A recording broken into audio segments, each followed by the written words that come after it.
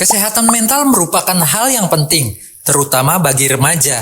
Hari ini, kita akan melihat bagaimana konseling dengan seorang psikolog dapat membantu remaja mengatasi berbagai tantangan emosional. Halo, saya Dr. Dani. Gimana kabarnya hari ini? Halo Pak, jadi saya sedikit stres dengan permasalahan yang ada di sekolah maupun yang ada di rumah. Dan juga ujian-ujian yang ada di sekolah itu bikin pusing banget. Oh, seperti itu.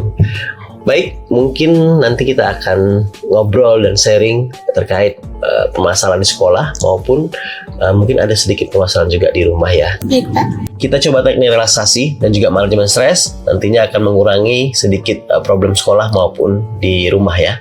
Bagaimana menurutmu? Saran dari Bapak kedengarannya bagus, saya akan mencobanya. Jika ada keluhan atau masalah terkait di sekolah maupun di rumah, bisa hubungi saya lagi atau datang ke sini ya. Terima kasih Dr. Dani, saya merasa sedikit lebih baik setelah berbicara dengan Anda. Sama-sama, jangan lupa datang lagi ya, kalau ada hal yang ingin dikonsultasikan. Kesehatan mental di Indonesia masih sering dianggap sebagai hal yang sepele. Stigma negatif juga sering diberikan kepada orang-orang yang pergi melakukan konsultasi kepada profesional dalam bidang kesehatan mental. Dengan adanya stigma ini, orang menjadi berpikir dua kali untuk memeriksa kondisi mentalnya. Belum lagi, nggak sedikit orang-orang yang meluncurkan komentar negatif kepada orang yang mengalami keluhan mental. Mereka sering dinilai sebagai orang-orang yang lemah dan baperan. Bahkan, ada juga yang bilang kalau mereka ini kurang iman. Tentu kondisi ini bukan membuat orang yang mengalami keluhan pada kondisi mentalnya semakin membaik. Hal ini malah semakin memperburuk kondisi mereka. Sudah pasti, dengan penderita gangguan mental yang tidak mau melakukan pemeriksaan karena menghindari stigma dari lingkungan, dan juga lingkungan yang tidak memberikan dukungan serta menganggap remeh terhadap keluhan mental, membuat angka penderita gangguan mental semakin meningkat setiap tahunnya. Pada tahun 2021 sendiri, Kementerian Kesehatan Indonesia mengatakan kalau ada peningkatan sebanyak 6,5% pada kasus depresi. Dan ini hanya dari depresi saja, belum termasuk gangguan mental yang lainnya. Informasi selanjutnya pasti akan membuat kalian lebih terkejut lagi. Gangguan-gangguan mental ini juga ternyata sudah muncul pada anak-anak dengan usia di bawah 20 tahun.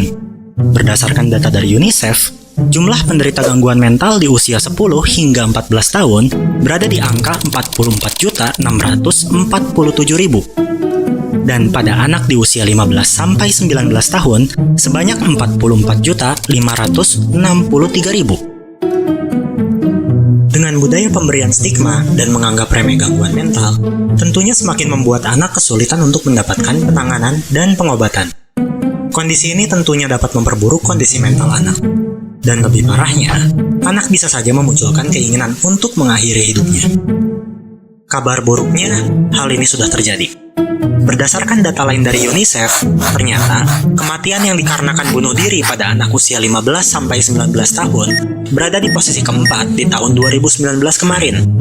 Bahkan, angka kematian anak yang disebabkan HIV digabungkan dengan angka kematian anak karena tenggelam masih belum bisa menyaingi jumlah angka kematian anak yang disebabkan oleh bunuh diri. Lalu, apa yang bisa kita lakukan untuk berkontribusi dalam menekan jumlah peningkatan angka penderita gangguan mental atau bahkan angka bunuh diri? Salah satu upaya yang paling sederhana yang bisa kita lakukan adalah dengan menambah wawasan mengenai gangguan mental. Karena pada dasarnya, banyak orang yang memberikan stigma negatif pada penderita gangguan mental adalah orang-orang yang tidak memahami secara baik mengenai gangguan mental itu sendiri. Kesehatan mental adalah aspek penting dalam kesejahteraan kita sebagai individu maupun komunitas. Di tengah tantangan dan tekanan kehidupan sehari-hari, penting bagi kita semua untuk menjaga keseimbangan mental agar dapat tetap produktif dan bahagia. Sebagai Kepala Dinas Kesehatan, saya mengajak seluruh masyarakat untuk meningkatkan kesadaran tentang pentingnya kesehatan mental. Kesehatan mental adalah investasi bagi masa depan kita yang lebih baik. Mari kita bersama-sama menjaga dan merawat kesehatan mental kita sendiri serta orang-orang di sekitar kita. Dengan demikian, kita dapat menciptakan masyarakat yang lebih sehat, produktif, dan harmonis. Terima kasih atas perhatian dan kerjasama dari seluruh masyarakat. Mari kita berjuang bersama untuk kesehatan mental yang lebih baik.